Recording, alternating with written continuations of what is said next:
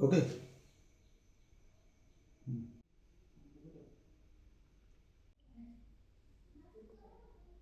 ମାଛ ଚାଷୀଙ୍କ ପାଖରେ ପହଞ୍ଚିଲା ରାଷ୍ଟ୍ରପତିଙ୍କ ନିମନ୍ତ୍ରଣ।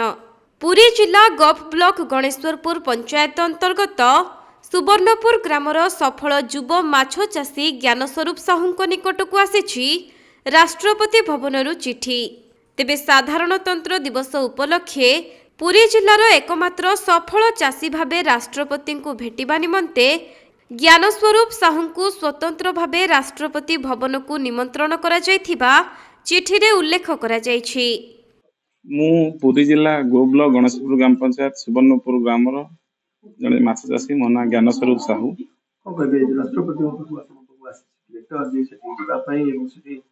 ସମ୍ମାନିତ କରାଯିବ ରାଷ୍ଟ୍ରପତିଙ୍କ ଅତିଥି ଭାବେ ଆପଣ ଯିବେ ପୁରୀ ଜିଲ୍ଲାର ପ୍ରଥମ ଚାଷୀ ଭାବେ ନିଶ୍ଚିନ୍ତ ଭାବରେ ଏ ଯୋଉ ସମ୍ମାନଟା ଆସିଛି ଏଟା କେବଳ ମୋର ନୁହଁ, ଜିଲ୍ଲା ପାଇଁ ମଧ୍ୟ ଏଇଟା ଗୋଟେ ବଡ଼ ବଡ଼ ସମ୍ମାନ।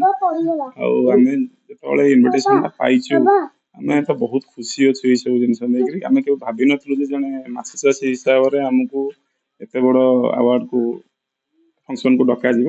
ଏ ଇନଭିଟେସନ ପାଇକି ମୁଁ ଆଉ ମୋ ପରିବାର ବର୍ଗ ଏବଂ ଆମ ଅଞ୍ଚଳରେ ଥିବା ସମସ୍ତେ ଭାଇ ଓ ଭଉଣୀ ମାନେ ଖୁସି ଅଛନ୍ତି।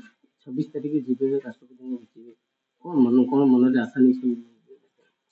ପ୍ରଥମେ ତ ରାଷ୍ଟ୍ରପତିଙ୍କୁ ଆମେ ଧନ୍ୟବାଦ ଜଣାଉଛୁ ଏବଂ ପହଞ୍ଚିଲେ ମଧ୍ୟ ଏଇ କଥା ତାଙ୍କୁ ଧନ୍ୟବାଦ ଜଣାଇବୁ ଜିଲ୍ଲା ତରଫରୁ ଯେ ପୁରୀ ଜିଲ୍ଲାରୁ ଆମକୁ ସେ ମନୋନୀତ କରିଥିବାରୁ ଆମେ ତାଙ୍କୁ ଅଶେଷ ଧନ୍ୟବାଦ ଜଣାଇବୁ। ଏବଂ ଏଇ ଯୋଉ ଚାଷୀକି ଏତେ ବଡ଼ ସମ୍ମାନ ଦିଆଯାଉଛି ଏଇଟା ନିଶ୍ଚିନ୍ତ ଭାବରେ ଆମ ଜିଲ୍ଲା ଆମ ରାଜ୍ୟ ପାଇଁକା ଗୋଟେ ଗର୍ବ ଆଉ ଗୌରବର ବିଷୟ। ଗୋଟେ ଚାଷୀ କି ସାଧାରଣ ଚାଷୀ କି ଗୋଟେ ଏତେ ବଡ଼ ସମ୍ମାନ ଦେବା ଏଟା ନିଶ୍ଚିନ୍ତ ଭାବରେ ଅଲଗା ଯୁବପିଢ଼ି ଚାଷୀମାନଙ୍କୁ କଣ ରହିବ ବାର୍ତ୍ତା? ଯେଉଁ ଆଜିକାଲି ପିଲା ନିଶାସକ୍ତ ଅବସ୍ଥାରେ ରହୁଛନ୍ତି କିମ୍ବା ଆମ ମନର କାମ କେବଳ ବାହାରେ ଯାଇ କାମ କରିବା, ସେସବୁ ଜିନିଷରୁ ଟିକେ ବାହାରକୁ ଆସନ୍ତୁ। ସରକାରଙ୍କ ବହୁତ କେନ୍ଦ୍ର ସରକାର ରାଜ୍ୟ ସରକାରଙ୍କର ବହୁତ ପ୍ରୋତ୍ସାହନ ମିଳୁଛି ଚାଷୀମାନଙ୍କୁ। ତାର ସୁବିଧା ସୁଯୋଗ ଉପଲବ୍ଧ କରି ଚାଷ କରନ୍ତୁ। ଚାଷ କଲେ ଆମର ଭବିଷ୍ୟତ ନିଶ୍ଚିନ୍ତ ଆପଣଙ୍କର ବ୍ରାଇଟ୍ ଅଛି। ସେପଟେ ହଠାତ୍ ଚିଠି ମିଳିବା ପରେ ଜ୍ଞାନ ଓ ତାଙ୍କ ପରିବାରଙ୍କ ମନରେ ଖୁସିର ଲହରୀ ଖେଳି ଯାଇଛି। ଖାଲି ପରିବାର ନୁହେଁ, ପୁରା ଜିଲ୍ଲାର ଚାଷୀମାନଙ୍କ ଭିତରେ ଏବେ ଉତ୍ସାହ ଦେଖିବାକୁ ମିଳିଛି। ଆମେ ଚିଠି ପାଇଲା ପରେ ବିଶ୍ୱାସ କଲୁ ଯେ ହଁ ପୁଅ ଆମର ଯିବ, ରାଷ୍ଟ୍ରପତି ସମ୍ମାନିତ କରିବେ। ସେଥିପାଇଁ ଆମେ ବହୁତ ଖୁସି। ଆମ ଗାଁ ଗହଳି ଲୋକମାନେ ବହୁତ ଖୁସି ଅଛନ୍ତି ଯେ ଏଠୁ ଆମ ଚାଷୀ ଜଣେ ଯାଇ ରାଷ୍ଟ୍ରପତି ଭବନରେ ଦିଲ୍ଲୀରେ ପୁରସ୍କୃତ ହବ, ବହୁତ ସମ୍ମାନର କଥା। ଏଥିପାଇଁ ବହୁତ ଖୁସି ଆମ ଏରିଆ ଅଛି। ଗାଁରୁ ଯିବା ଆଉ ରାଷ୍ଟ୍ରପତି ଭବନ ଦିଲ୍ଲୀ ଯିବା, କେତେ ଅନୁଭୂତି ରହିବ ପୁଅଙ୍କର? ଆଉ ଏମିତି କେତେ ଗର୍ବ ଅନୁଭବ କରୁଛି? ବହୁତ ବହୁତ ଗର୍ବ ଅନୁଭବ କରୁଛୁ। ଏମିତି କେତେ ଜଣଙ୍କ ଭାଗ୍ୟରେ ବି ଆସିବ ଏ କଥା ବି ଆମେ ତ କହିପାରୁନୁ। ତଥାପି ଯାହା ହଉ ଆମ ପୁଅ ଭାଗ୍ୟରେ ଆସିଛି ବୋଲି ଆମେ ବହୁତ ଖୁସି ଅଛୁ।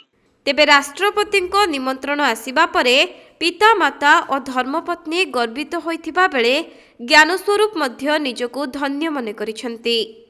ତେବେ ମାଛ ଚାଷ କରି ନିଜ ଗୁଜୁରାଣ ମେଣ୍ଟାଇବା ସହ 15 ଜଣ ବେକାରୀଙ୍କୁ ମଧ୍ୟ ସେ ରୋଜଗାର ଯୋଗାଇବାରେ ସକ୍ଷମ ହୋଇଛନ୍ତି। ଆଉ ଆସନ୍ତାକାଲି ସେ ରାଷ୍ଟ୍ରପତିଙ୍କୁ ଭେଟିବେ ବୋଲି ବେଶ୍ ଉତ୍ସାହିତ ରହିଛନ୍ତି। ओके।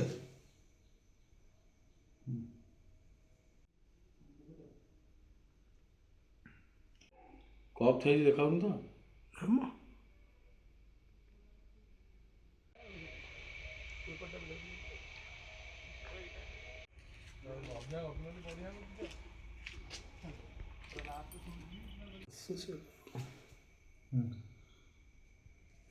ଠିଆ ବସେଇ ଦିଅ ଫ୍ୟାମିଲି ବସେଇ ଦିଅ କାଲି